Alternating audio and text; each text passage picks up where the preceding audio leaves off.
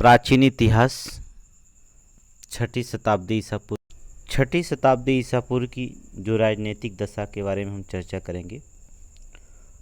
बौद्ध ग्रंथ अंगुत्तर निकाय में छठी शताब्दी ईसा पूर्व में 16 महाजनपदों की सूचना मिलती है। एक जैन ग्रंथ भगवती सूत्र में भी हम 16 जनपदों की सूची मिलती है। भारत के प्राचीनतम प्राप्त सिक्के जो होते हैं आहत सिक्के या पंचमार्क सिक्के थे, जो चांदी के बने होते थे। प्रसेनजीत कौशल का और आजाद शत्रु जो था मगध का शासक शक्तिशाली माना जाता था। मत्स्य महाजनपद राजस्थान के प्रांत के जयपुर क्षेत्र में बसा था। इसकी राजधानी विराटनगर थी।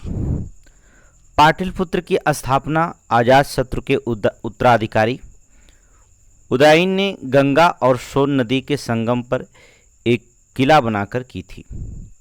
इसी ने मगध साम्राज्य की राजधानी राजगिरी से पाटलिपुत्र जो था स्थानांतरित किया था। मौर्य के समय पाटलिपुत्र बौद्धों का एक बड़ा केंद्र बन गया था। उदयन और वासदत्ता की दंत कथा उज्जैन से जो संबंधित मिलती है। मगध साम्राज्य की महत्ता का वास्तविक संस्थापक माना जाते हैं राजा बिंबिसार, जो लगभग 544 से 492 ईसा पूर्व था। गौतम बुद्ध के समय प्रसिद्ध वैद्य जीवक बिंबिसार के दरबार से संबंधित मिलता है। बिंबिसार ने अपने राजवैद्य जीवक को अवंती नरेश चंड प्रघोत के राज्य में चिकित्सा सेवा के लिए भेजा था। बुद्ध काल में गंगा घाटी में कई गणराज्यों का अस्तित्व के प्रमाण मिलते हैं, जो कपिलवस्तु के साक्ष्य, अलकप के बुली इत्यादि जो होते हैं प्रमाण मिलते हैं। उत्तरी पंचाल की राजधानी अहिछत्र थी और दक्षिणी पंचाल की राजधानी काम्पिल्य थी। तो चंद्रगुप्त मौर्य ने चाणक्य के सहयोग से धनानंद की हत्या कर नंद वंश की जो होता है अंत कर दिया था। इसके पहले हम आपको बता दें कि यूनानी आक्रमण हुए थे। हकामनी साम्राज्य के ध्वस्त करने के पश्चात 327 ईसा पूर्व के बसंत के अंत में एक विशाल सेना के साथ सिकंदर ने भारतीय विजय के लिए चला था। लगभग 2 वर्ष के अभियान के पश्चात 325 ईसा पूर्व के सितंबर माह में पाटल से यूनान को प्रस्थान वापस किया। सिकंदर ने झेलम नदी के तट पर पुरु को पराजित किया, परंतु उसकी वीरता से प्रभावित होकर उसने अपना मित्र बना लिया तथा जीते हुए राज्य को लौटा दिया और सिकंदर वापस बेबीलोन चला गया। सिकंदर के हमले के समय जो था उसमें भारत का राजा जो था वो नंद वंश का शासन चल रहा था। इसके बाद हम आपको बताते हैं मौर्य साम्राज्य के बारे में।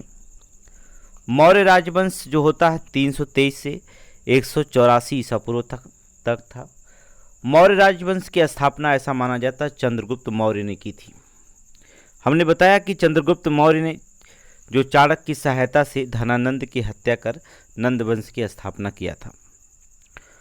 मौर्य साम्राज्य के बारे में जो होता मुद्रा राक्षस में चंद्रगुप्त मौर्य को बिरसल और कुलहीन भी कहा गया। जस्टिन लिखते हैं कि सेंड्रोकट्स अर्थात चंद्रगुप्त मौर्य और सिकंदर की महान भेंट का उल्लेख किया है। कौटिल्य अर्थात चाणक्य के द्वारा मौर्य काल में रचित अर्थशास्त्र शासन की सिद्धांतों की एक पुस्तक है। एक सप्तांग सिद्धांत दिया गया है इस राज्य में। जैसे राजा होता था सिद्धांत में अमात्य, जनपद, दुर्ग, कोष, दंड, मित्र की उल्लेख मिलता है। अर्थशास्त्र जो है राजनीति शास्त्र का एक अद्वितीय ग्रंथ माना जाता है। जैन और तमिल साक्ष्य भी चंद्रगुप्त मौर्य के दक्षिणी विजय की पुष्टि करते हैं। रुद्रादामन के जूनागढ़ शिलालेख चंद्रगुप्त मौर्य के प्रांतीय राज्यपाल पुष्यगुप्त द्वारा सिंचाई के बांध के निर्माण का उल्लेख मिलता है।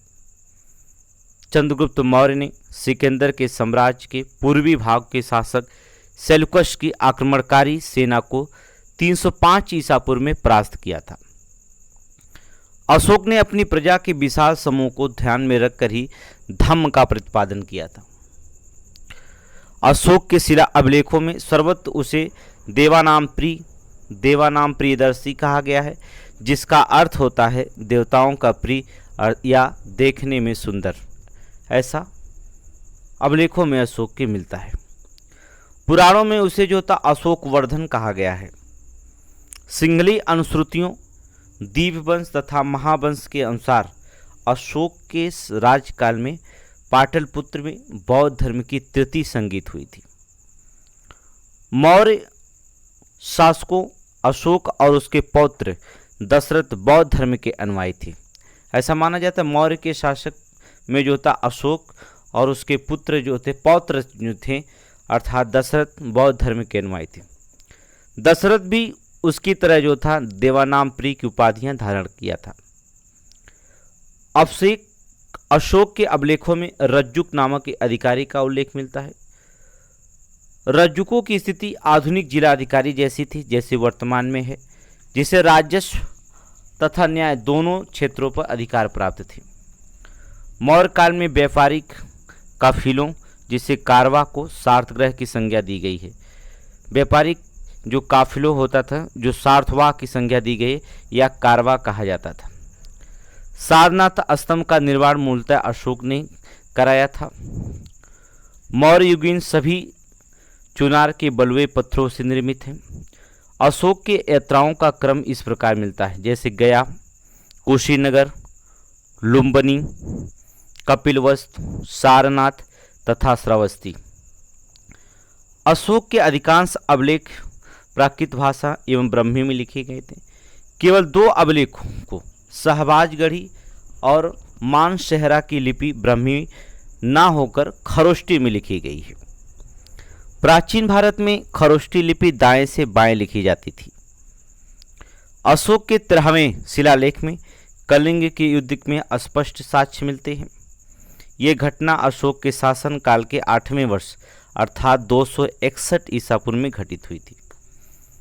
अशोक के दृढ़ शिलालेख ब्राह्मे में भी सभी संप्रदायों को सार की वृद्धि होने की कामना की गई है। अशोक के प्रथम शिलालेख में पशु बलि का निषेध मिलता है अर्थात प्रथम शिलालेख में बताया गया है कि अशोक के शासनकाल में पशु बलि जो था निषेध था। धार्मिक आधार पर भूमिदान का प्रथम साक्ष्य मौर्योत्तर योगीन राजवंश सातवाहन के समय एक अभिलेख से प्राप्त होता है। एक पुस्तक है मेगस्थनीज की इंडिका में पाटलिपुत्र के नगर प्रशासन का वर्णन मिलता है। इसके अनुसार पाटलिपुत्र नगर का प्रशासन 30 सदस्यों की विभिन्न समितियों द्वारा होता था। इसकी कुल 6 समितियां होती थी तथा प्रत्येक समिति के 5-5 सदस्य बनाए जाते थे। मेगस्थनीज ने तत्कालीन भारतीय समाज के 7 श्रेणियों में विभाजित किया था। मौर्य काल में सीता अध्यक्ष कृषि की भूमि का अध्यक्ष था, वहीं भूमि पर कर वसूलने का कार्य करता था, जबकि अग्रोनोमोई जिला अधिकारियों को कहा जाता था। शुल्काध्यक्ष विभिन्न प्रकार के व्यवसाय व्यापार कर वसूलता था। अक्राध्यक्ष खानों का नियंत्रण करता था। मौर्य मंत्रिपरिषद में राजस्व एकत्रित करने का कार्य समाहर्ता द्वारा किया जाता था। 184 ईसा पूर्व में अंतिम मौर्य शासक जो बना बृहद्रथ की हत्या करके शुंग वंश राजवंश की स्थापना की थी। वहीं इतिहास में पुष्यमित्र शुंग के नाम से विख्यात था। तक्षशिला मौर्य काल में शिक्षा का सर्वाधिक प्रसिद्ध केंद्र माना जाता है। भारत आए यात्रियों का कालक्रम मेगस्थनीज, फाह्यान, वैनसांग और इर्सिंग का भी वर्णन मिलता है। मौर्योत्तर काल के बारे में चर्चा करें। स्टैटो सेकेंड ने शीशे के सिक्के जारी किए थे। उत्तर पश्चिमी भारत में जो था स्वर्ण सिक्कों का प्रचलन Indo Greek the Hind even राजाओं ने कराया था, जबकि इन्हें नियमित एवं पूर्ण रूप से प्रचलित कराने का श्रेय कुषाण शासकों को जाता है। कुषाण शासकों में बिम खडफिसस ने सर्वप्रथम सोने के सिक्के जारी किए थे। वर्तमान में तिथि एवं वर्ष के लिए ग्रेगोरियन कैलेंडर का प्रयोग किया जाता है, जो विश्वव्यापी में ये रखा गया है। आपको पता होगा चैत्र भारतीय राष्ट्रीय पंचांग का प्रथम माह होता है। भारत में राष्ट्रीय कैलेंडर के रूप में शक संवत 78 ईस्वी को अपनाया गया है। सौंदरानंद बुद्धचरित, सरिपुत्र प्रकरण, अश्वघोष की प्रमुख रचनाएं हैं। पातंजलि ने पाणिनि की अष्टाध्यायी पर महाभाष्य की रचना की थी। कुषाण शासक कनिष्क के काल में कला क्षेत्र दो स्वतंत्र शैलियों का विकास हुआ, गंधार कला और मथुरा कला, अर्थात गंधार शैली और मथुरा शैली। भारत में वाह्य आक्रामकों के कालों का सही क्रमक्रम मिलता है। यूनानी ने पहले किया था 326 ईसा पूर्व सिकंदर महान, शक सीथियन प्रथम शताब्दी ईसा, कुषाण की पहली शताब्दी ईस्वी में। शुंग वंश का अंतिम राजा देवभूत अपने अमात्य वासुदेव के षड्यंत्रों द्वारा मार डाला गया। वासुदेव ने कण्व व कण्वन नाम के राजवंश की डाली। वायु पुराण के अनुसार अंतिम कण्व शासक सुशर्मा अपने आंध्र जाति भृत्य सिमुक अर्थात सिंधुक द्वारा मार डाला गया। सातवाहन वंश का संस्थापक सिमुक था। मौर्यों के बाद दक्षिण भारत में सबसे प्रभावशाली राज्य सातवाहनों को था।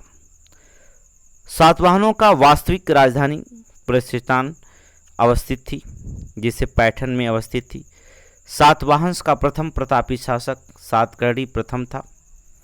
सातवाहन वंश का सबसे प्रतापी शासक गौतमी पुत्र सतकर्णी था।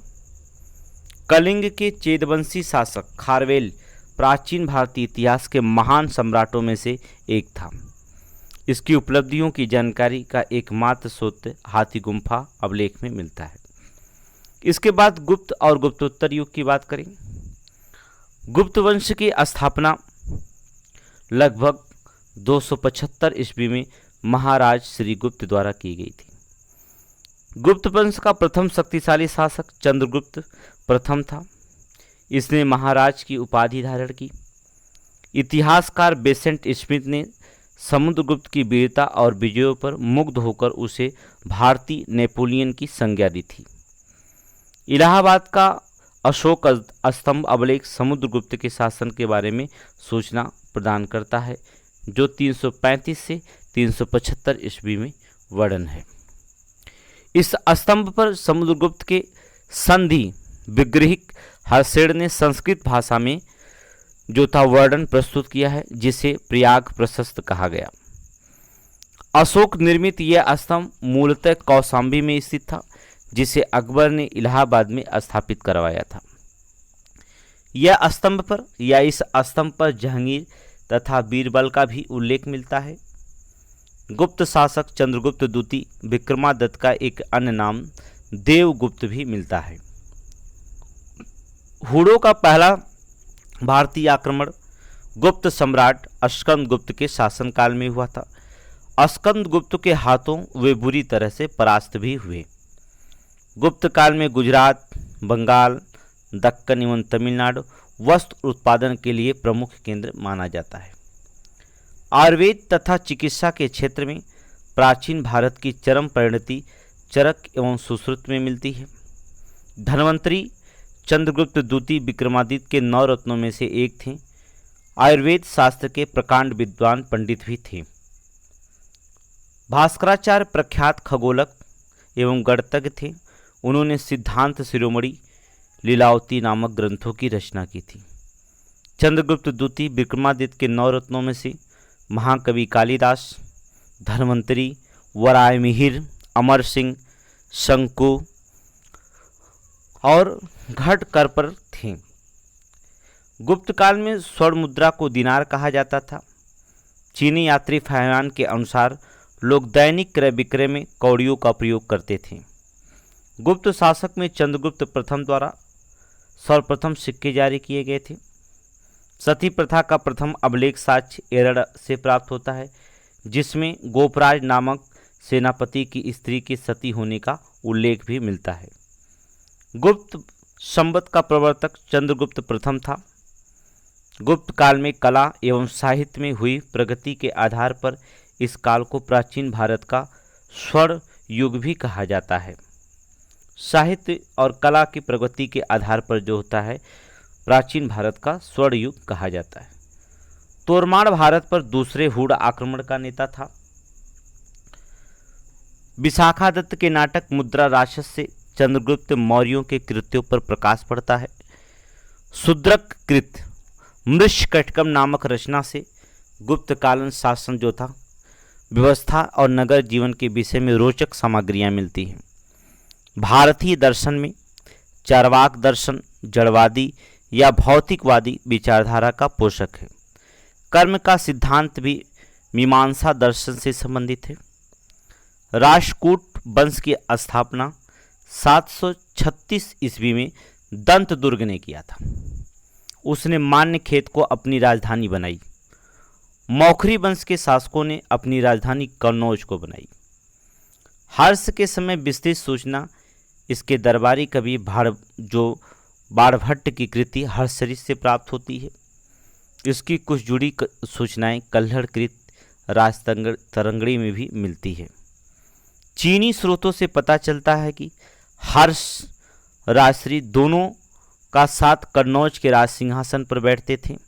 हर्ष ने अपनी राजधानी थानेश्वर जबकि थानेश्वर से कन्नौज स्थानांतरित कर दिया था। नर्मदा नदी के तट पर पुलकेशन द्वितीय ने हर्ष को पराजित किया। पुलकेशन द्वितीय को ऐहोल प्रशस्त्र एवं वेनसांग का विवरण इसी युद्ध के साक्ष्य हैं। 637 ईस्वी में वेनसांग नालंदा विश्वविद्यालय गया। इस समय यहाँ का कुलपति आचार्य शीलभद्र थे। प्राचीन कालीन चीनी लेखकों ने भारत का उल्लेख इन तू या थियान तू नाम से किया था। विक्रमशिला के प्राचीन बौद्ध विश्वविद्यालय की स्थापना बंगाल के पाल वंशी शासक धर्मपाल द्वारा की गई थी 783 ईस्वी से 820 ईस्वी के बीच। वाकाटक शासक प्रवरसेन प्रथम ने 4 अश्वमेध यज्ञों का संपादन किया था। गुप्त वंश के शासक प्रवरसेन द्वितीय ने सेतुबंध नामक ग्रंथ की रचना की। 8वीं सदी की 3 बड़ी शक्तियां पाल, गुर्जर प्रतिहार तथा राष्ट्रकूट के बीच त्रिकोणीय संघर्ष प्रारंभ हुआ और प्रतिहारों को जो होता है इसमें सफलता मिली थी। शंकराचार्य को श्री शंकराचार्य आदि नाम से भी हम जानते हैं। शंकराचार्य द्वारा स्थापित 4 मठ श्रृंगेरी कर्नाटक में जिसे दक्षिण में कहा जाता है, द्वारिका गुजरात के पश्चिम में स्थित है, पुरी उड़ीसा पूर्व में स्थित है, ज्योतिर्मठ अर्थात जोशीमठ उत्तराखंड के में स्थित है। मतलब शंकराचार्य ने 4 मठों का उत्तर दक्षिण पूर्व और पश्चिम में स्थापित किया था। पुलकेशन द्वितीय के ऐहोल अभिलेख में संस्कृत के कवि और नाटककार कालिदास का भी उल्लेख हुआ है। अब हम बात करते हैं प्राचीन भारत में स्थापित कला के बारे में। मध्य प्रदेश के छतरपुर जिले में स्थित खाजुराहो में चंदेल राजाओं द्वारा निर्मित मंदिर आज भी चंदेल स्थापित की उत्कृष्टता का व्याख्यान कर रहा है।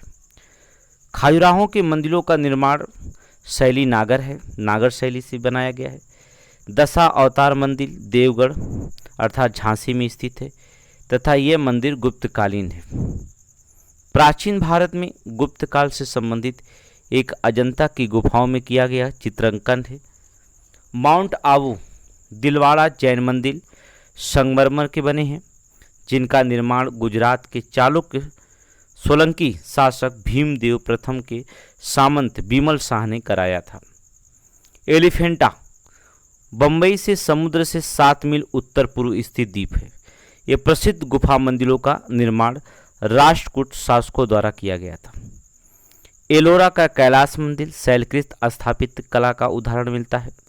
द्रविड़ शैली के इस विश्व प्रसिद्ध मंदिर का निर्माण राष्ट्रकूट शासक कृष्ण प्रथम ने कराया था। पश्चिमी भारत में प्राचीनतम शैलकृत गुफाएं नासिक, एलोरा एवं अजंता में हैं। अजंता की गुफा संख्या 16 में उत्कीर्ण माडासन राजकुमारी का चित्र प्रशंसनीय माना जाता है। कोणार्क के विशाल सूर्यदेव का मंदिर नरसिंह देववर्मन प्रथम चोडगंग ने करवाया था या बनवाया था। कोणार्क के सूर्य मंदिर को जो होता है काला पैगोडा भी कहा जाता है। लिंगराज मंदिर उड़ीसा के भुवनेश्वर में स्थित है। बोरोबुदुर का प्रख्यात स्तूप इंडोनेशिया के जावा द्वीप पर स्थित माना जाता है। मंदिरों का प्रवेश द्वार जिन्हें गोपुरम कहा जाता था। महाबलीपुरम में रथ मंदिरों का निर्माण पल्लव शासकों द्वारा कराया गया था। इन मंदिरों में द्रौपदी का रथ सबसे छोटा माना जाता है। नागर, द्रविड़ तथा वेसर भारतीय मंदिर वास्तुकला की 3 प्रमुख शैलियां मानी जाती। द्रविड़ शैली का प्रसार जो था दक्षिण भारत में विशेषकर कृष्णा नदी कुमारी अंतर्द्वीप के मध्य में होता। वेसर शैली का विकास नागर एवं द्रविड़ शैलियों से मिश्रित किया गया है, तो वेसर शैली का निर्माण हुआ। कुछ हम दक्षिण भारत के बारे में बात करते हैं। जैसे संगम का तात्पर्य क्या होता है? कवियों की गोष्ठी से है। संगम का तात्पर्य कवियों की गोष्ठी से। दक्षिण भारत में श्रेय जो होता है आर्यकरण का जो श्रेय जाता है मार्च अगस्त को दिया जाता है। जो आपको बता दें कि तोल्काप्पियन तमिल भाषा के व्याकरण की पुस्तक है। पुलकेशन द्वितीय चालुक्य वंश के शासकों में सर्वाधिक योग्य और शक्तिशाली था। वातापी के चालुक्य राजवंश का वास्तविक संस्थापक जो माना जाता है पुलकेशन प्रथम था। सर्वाधिक सुंदर मूर्तियां नटराज अर्थात नटराज शिव की है जो बड़ी संख्या में मिली है। भारतीय काली मिर्च यूनानियों रोमवासियों को बहुत प्रिय थी, इसलिए प्राचीन संस्कृत ग्रंथों में इसे एवन प्रिय भी कहा गया है। चोल साम्राज्य को अलाउद्दीन खिलजी के सेनानायक मलिक कफूर ने अपनी दक्षिणी विजय के दौरान समाप्त किया था। इसका स्पष्टीकरण विवरण अमीर खुसरो की प्रसिद्ध कृति खजाइन उल फुतूह से प्राप्त होता है। संगम युग में सूती वस्त्रों का बहुत बड़ा केंद्र था, यूरो केंद्र था। इसका विवरण जो होता पेरिप्लस ऑफ द एरिथ्रियंस सी में मिलता है। कंदम के राजाओं की राजधानी बनवासी थी और इस राजवंश का स्थापना मयूरशन ने की थी। आपको हम बता दें साहित्य और साहित्यकार के बारे में बताते हैं। यूनानी लेखक हेरोडोटस को जो होता है इतिहास का पिता कहा जाता है। व्याकरणाचार्य पाणिनि नंद शासक महापदानंद के मित्र थे। अष्टधाई इनकी प्रसिद्ध कृति मानी जाती है। वराय मिहिर गुप्तयुगीन खगोल शास्त्री थे।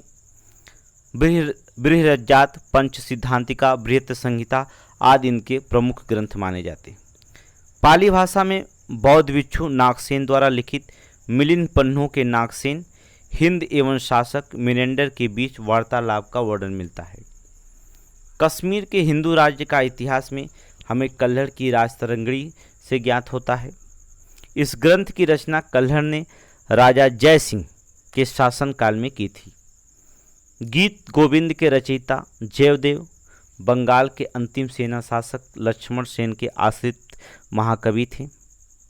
प्राचीन भारतीय पुस्तक पंचतंत्र के मूल लेखक विष्णु शर्मा माने जाते हैं।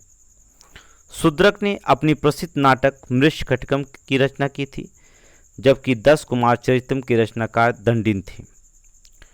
कुछ परीक्षा उपयोगी हम प्राचीन इतिहास के बारे में बताते हैं आपको। जैसे गुफाओं के शैल चित्र भीमबेटका से प्राप्त हुआ है। सिंधु घाटी सभ्यता नगरी थी। वैदिक सभ्यता ग्रामीण थी। मूर्त पूजा का प्रारंभ पूर्व आर्य काल में से माना जाता है।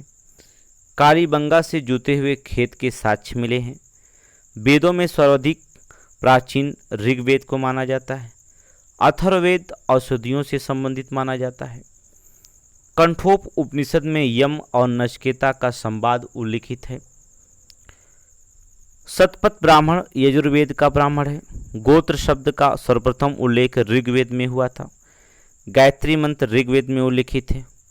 श्रीमद् भागवत गीता महाभारत का एक भाग है। सत्यमेव जयते शब्द मुंडको उपनिषद से लिया गया है। ऋग्वेद की मूल लिपि ब्रह्मी थी।